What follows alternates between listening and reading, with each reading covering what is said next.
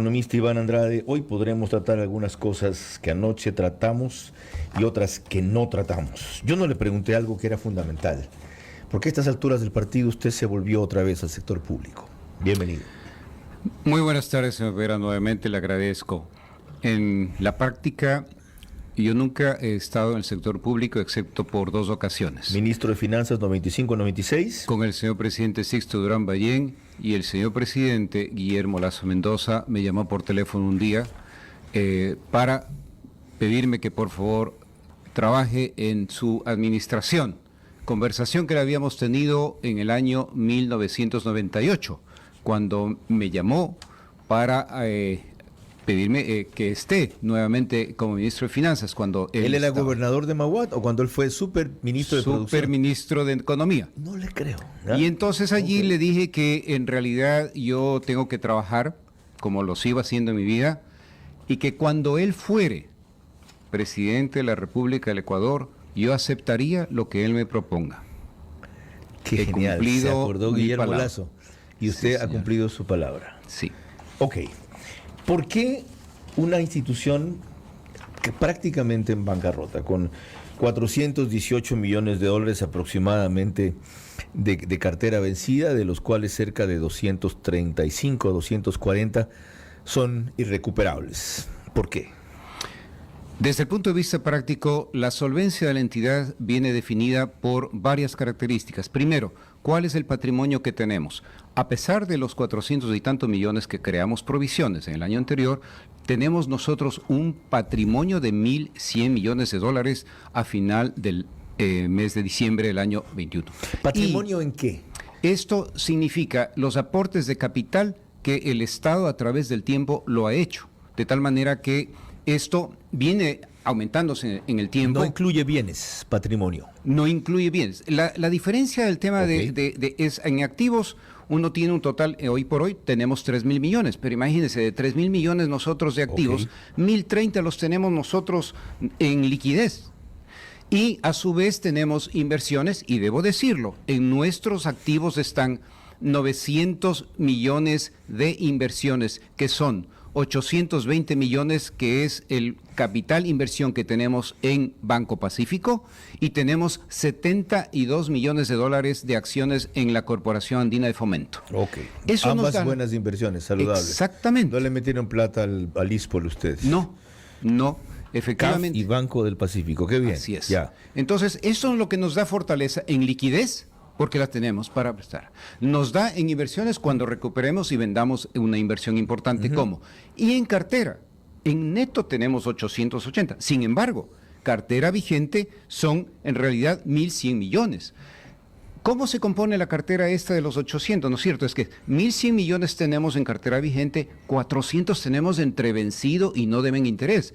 Y tenemos 650 de provisiones. Entonces, por eso es que cuando se relaciona y dice, no, es que está mal, está quebrado. Yo no digo que no tenemos problemas inmensos. ¿Cómo definiría entonces la situación? ¿En crisis? ¿En problemas? ¿Cómo definiría la situación de la CFN? En restauración y reestructuración. Ya, cuando usted dice que han destinado 600 millones a provisiones, significa que son 600 millones que no se pueden tocar porque servirán para cubrir las eventuales pérdidas que generen créditos que no han sido pagados. Unos casi seguro por 250 millones y otros de estos 400 y pico que tienen que recuperar. Efectivamente. Lo que significa que serán 600 millones de plata que no pueden prestar.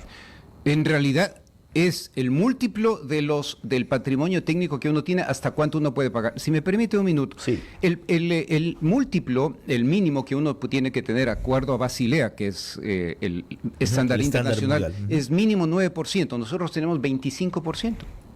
Con el patrimonio técnico que tenemos ahora. Todo eso, ¿por qué no se ha difundido a tiempo y más? Y peor que eso, yo le decía también anoche que uno es ninguno en comunicación, con frecuencia, para que no se cree esta sensación de desasosiego, si bien hay un problema de reestructuración y restauración. ¿Por qué? El trabajo más arduo es el que se hace dentro de casa, porque hay muchísimo trabajo que hacer. Y yo efectivamente no he sido de las personas que salgo a los medios. Es mi obligación como servidor público y por eso lo he dicho ayer. Pero ya entiende que no es por usted, porque a usted le gusta figurar, sino porque asumió una responsabilidad que es usted la persona más indicada para frentear. Y por ello, de acá en adelante, desde luego, con el mayor de los gustos lo voy a hacer. Celebro el cambio, ¿ya? O celebro el cambio, ok. A estos deudores, primero de créditos casi perdidos, 240, 50 millones de dólares, y otros de créditos complicados, 418. Primero, para que paguen, para hacerles un plan de pago, reestructuración de la deuda. Y segundo, para embargar bienes, garantías, lo que sea que hayan dado. Efectivamente, y empiezo tomándome las palabras de compasión, porque tenemos que recuperar dinero del público. ¿Cómo va a ser que nosotros nos dediquemos esfuerzo con real compromiso, enfrentándonos a todos los problemas que se puedan enfrentar, como son en casos de los temas judiciales? Pero si es que yo tengo efectivamente 18 casos que me suman 80 millones de dólares que están en E, clasificados en E, son con nombre y apellido, son juicios que están iniciados. O sea, ellos deben y han enjuiciado a la corporación, o ustedes nosotros han enjuiciado ellos. Nosotros enjuiciado y nos establecen todas las acciones que se pueda uno imaginar. O sea, hay todas las dilatorias y pretextos para no pagar o demorar. Efectivamente.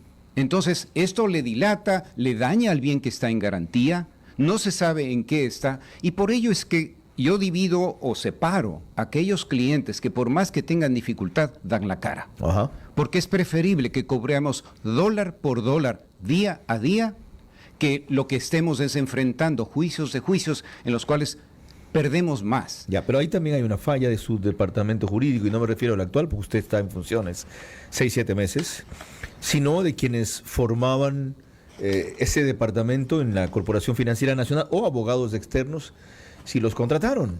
Y a la vez, el Estado, a quien representa la CFN, maneja dineros públicos, tenía que hacer presión. Aquí las cosas no funcionan, sino así. Los jueces verán cómo toman la presión, pero resulta que no se los puede criticar, no se los puede presionar, no se los puede reclamar, no se puede decir nada, porque uno está metiendo la mano en la justicia, que vayan al carajo. ¿Ya? Los ciudadanos tienen y las empresas tienen derecho a plantear su posición frente a los jueces. Usted estaba en el programa anoche cuando vio lo que les dijo la fiscal general de la Nación, que hoy día vieron que por fin le pusieron atención a otros medios. ¿Por qué la Corporación Financiera Nacional no hizo presión pública diciendo, señores, ustedes permiten maniobras dilatorias, señores, ustedes no van a las audiencias, señores, el Estado necesita recuperar plata y ustedes están del lado de los que nos deben en vez del lado de los que cobramos? Y de hecho nosotros cambiamos a las personas que estaban en la parte, no solo en la parte jurídica. ¿Lo ha renovado? Lo renovamos todo completamente, así es. Qué bueno. Y vamos uno por uno. Tenemos realmente una gerente en el área jurídica que es brillante. Y la gente que se va reclutando, gente joven, gente que esté comprometida con hacer las cosas bien, el grupo que está en coactivas, igualmente. Entonces, todo ello se ha ido renovando a través de estos meses, de tal manera que sea fresco, mirada fresca y desde luego el impulso. Así lo que demore en la gestión vale la pena con el tiempo que va a recuperar luego. Es decir, con el mismo equipo que permitió llegar a esto, no se puede salir de esto. En absoluto, no se puede. ¿Se puede saber el nombre de la gerente jurídica? Es la abogada Elsie Larrea. Y es mujer además. Sí, señor. ¿Qué edad tiene? ¿45 años? Ella, no le pregunté la edad, disculpe. parece de esa edad, es más joven que ella. ¿Más joven que eso por ahí? Está entre, digamos que 45 y 50 años para no equivocarme. Espero que más bien esté en los 45. No es usual que una abogada presida un departamento jurídico de una entidad así. Tiene una experiencia además internacional. Trabajó 10 años en una firma de abogados en Nueva York. Ok, híjole, gente de lujo. Anoche le decía también yo que para un mínimo éxito en este propósito debe haber al menos continuidad de 2 años en la estructura y en la gestión, si no todo lo que se avance se arruina. ¿Está usted dispuesto a enfrentar los problemas? Yo dispuesto a enfrentar los problemas desde el día 1 que el señor presidente me pidió que vaya. ¿Que incluyen amenazas? Así es. ¿Que van a incluir chantajes en lo de la Clementina? Desde luego, gente muy interesada. ¿Que le pueden mandar fotos también diciendo, mire, usted ya está en el otoño de su vida, piensa en su familia? Aquí está la una en el gimnasio, está el otro en el restaurante, está el nieto de más acá en el colegio, etcétera. ¿Está preparado para eso? Estoy preparado y esa fue la decisión más difícil cuando justamente me llamó el señor presidente Guillermo Lasso. ¿Y lo consultó con la familia? No. Y debería haberlo hecho. Le tenía a mi señora a mi lado cuando fue la llamada. Y efectivamente había, y usted me preguntó, disculpe, no respondí bien. Efectivamente sucedió lo que comenté con el señor presidente Guillermo Lasso, que del año 98 y luego ahora. Pero efectivamente lo que fue mi experiencia desde el punto de vista familiar fue muy duro cuando yo dejé de ser ministro. Y fueron años que estuve también perseguido. ¿Le tocó eso? Sí, señor. No le creo. Así es. Hubieron casos que eran tan difíciles, tomamos decisiones con la economista Ana Lucía Armijos, con Augusto de la Torre, con el grupo que estaba en la Junta Monetaria, y eso nos acarreó una cantidad de problemas personales. ¿Y no quedó curado de espanto? Quedé curado de espanto desde el año 96 hasta el año 2001. Ok. Fueron 2 años que apenas estuvo de ministro de Finanzas, ¿verdad? Así fue. Y un poco menos. Sí. ¿Y tantos enemigos o callos pudo pisar en esa época? Así fue. No teníamos dinero, salíamos justamente de lo que fue la confrontación bélica con el Perú. No teníamos un dinero. Hubo gente que sí fue, que apoyó cuando necesitábamos, entre otros, por ejemplo, en multilaterales, la Corporación Andina de Fomento nos prestó $250 millones cuando nadie nos prestaba. En esa época. En esa época. ¿Quién estaba al frente en esa época? García. Si me acuerdo. Ese fue García. El gran pilar. Exactamente. El gran pilar. Estuvo 12, 15 años casi, ¿verdad? Y tuve la oportunidad de agradecerle en la reunión del mes de diciembre de la Corporación Andina de Fomento, él es presidente honorario, y le pude agradecer públicamente por ello. Una fase o una parte del desafío que les han puesto ustedes es recuperar los créditos vencidos y hacer un esfuerzo con los impagables. Eso es solo parte de la reestructuración de la CFN, ¿que consiste en qué?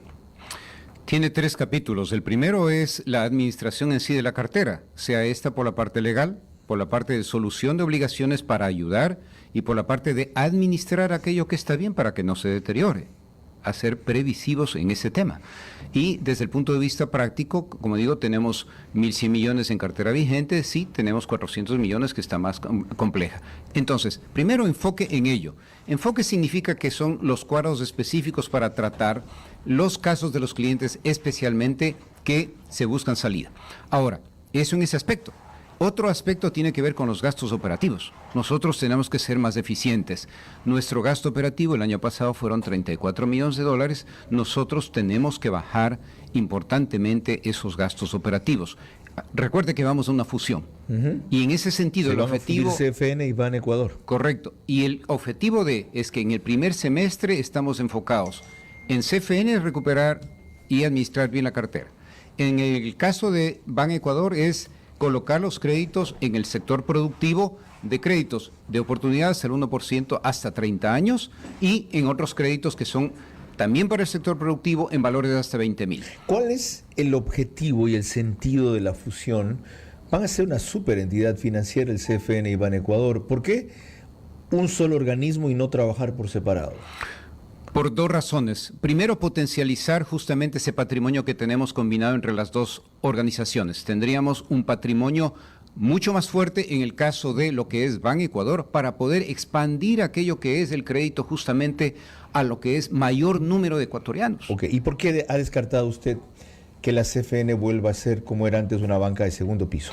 No está descartado y de hecho, por ejemplo, el año pasado colocamos $80 millones a través de una línea del Banco Mundial que va a través de los bancos, segundo piso, y eso llegó a 3.500 usuarios, pero a través de los bancos del sistema bancario. Entonces pueden hacer ambas funciones sin necesidad de ser banca de segundo piso. ¿Para qué volver a ser solo banca de segundo piso? Justamente, por eso es que se potencializa el patrimonio. Al unir las 2 entidades, reducimos los gastos operativos importantemente. 34 en un lado, 83 en el otro, y lo que y queremos llegar a la fusión con que tengamos $25 millones menos de aquí hay 20 millones. Bueno, aquí hay muchas cuestiones claves, pero entre todas, usted ya habrá visto, hay una cuestión clave para aumentar eficiencia y corrupción. Que ustedes puedan renovar, controlar y certificar el personal y los mecanismos que dan crédito directo, porque es una ventaja que el Estado, en una institución financiera como ustedes, de desarrollo, principalmente, o de Banecuador, de soporte, llegue con ese tipo de estímulo o de aliento directamente, que no tenga la intermediación de la banca privada, que es mucho más rígida y rigurosa, y de repente lo que ustedes le aportan para financiamiento termina dándolo al mismo sector que tradicionalmente se ha financiado. Pero a la vez eso significa combatir el problema con el que usted se ha encontrado, que eso se convirtió en un botín político, en un antro de corrupción, etcétera.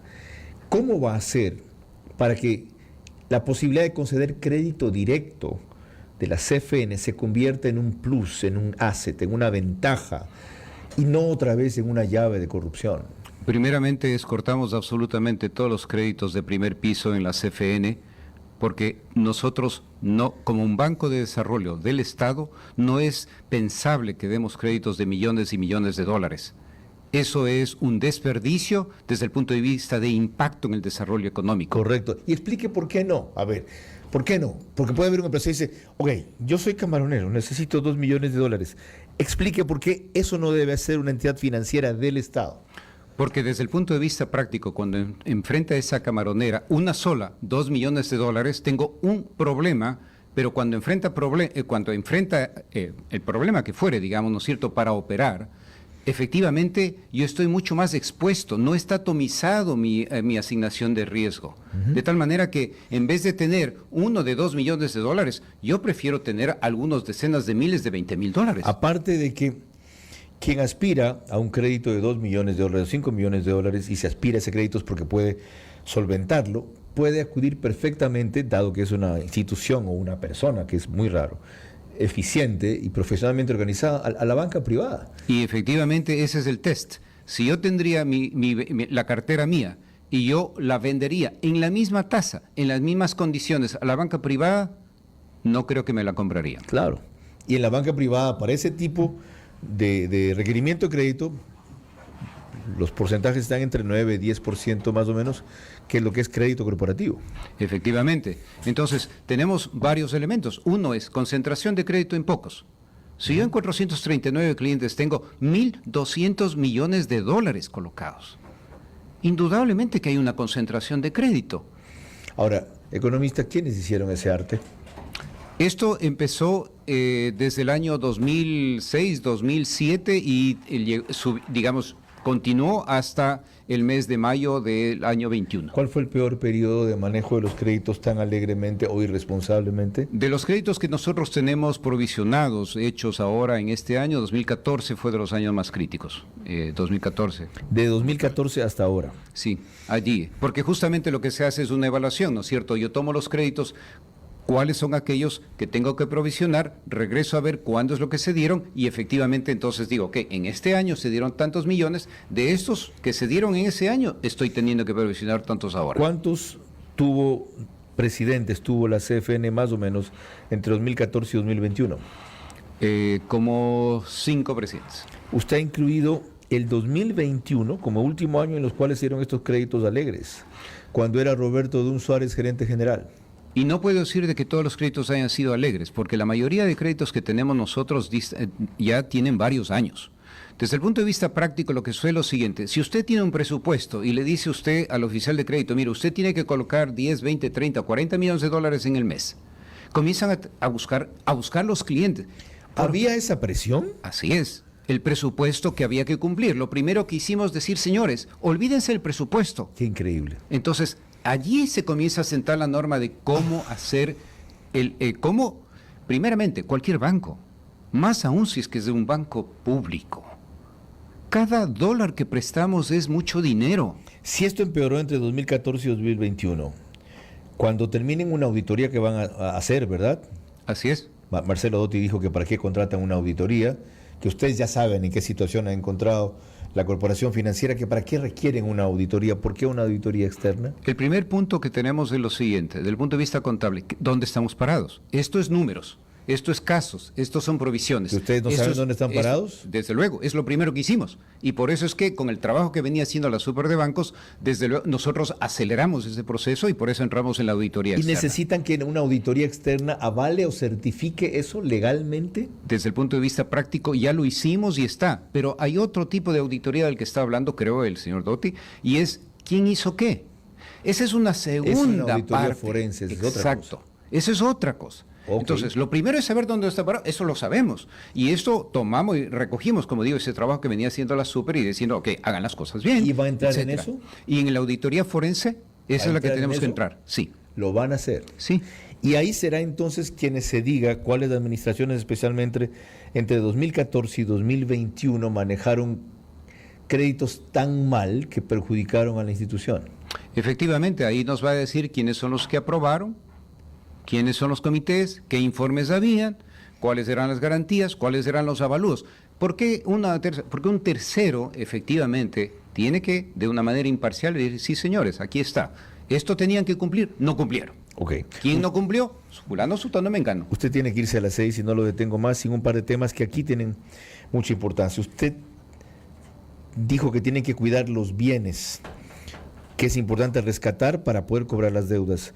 De los bienes más valiosos que tienen es la Clementina, la hacienda bananera. Ujú, sí, es verdad. ¿Y cómo la están cuidando? Nosotros estamos cuidando, trabajando conjuntamente con los trabajadores en una solución.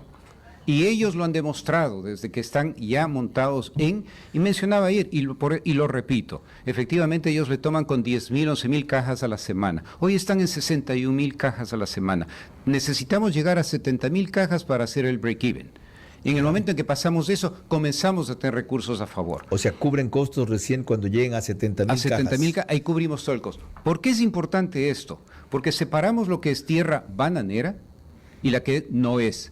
La que no es, porque en total son 9,300 hectáreas. Más o menos. La Entonces, que no es son 4,000 más o Son como menos. 4,000, algo, son 5,000 las que vamos a vender que no son bananeras. ¿Ya? Alrededor de, son como 2,500 hectáreas para banano específicamente, es una tierra riquísima. Ajá. ¿Dónde están los trabajadores? Eso, con los entornos, etcétera, terminan siendo como 4,000 hectáreas. Eso es separar los dos temas. De ahí va a sacar 50 millones de dólares. Y la Clementina le debe 90 millones de dólares. Incluidos los intereses, es correcto. ¿Cómo recupera los 40 restantes? Justamente donde lo que estamos haciendo es elevar la producción, estabilizar la producción. Eso es lo que están haciendo los trabajadores. Están contribuyendo desde el punto de vista de todo lo que tienen ellos que hacer. Les estamos ayudando para que justamente sea, y ellos mismos tienen los checks and balances, disculpe, de que no se roban un centavo. Por primera vez. Y eso lo están viendo ellos mismos. ¿Quién vigila la pista de aterrizaje que tiene la Clementina para que no aterricen avionetas narcos otra vez allí?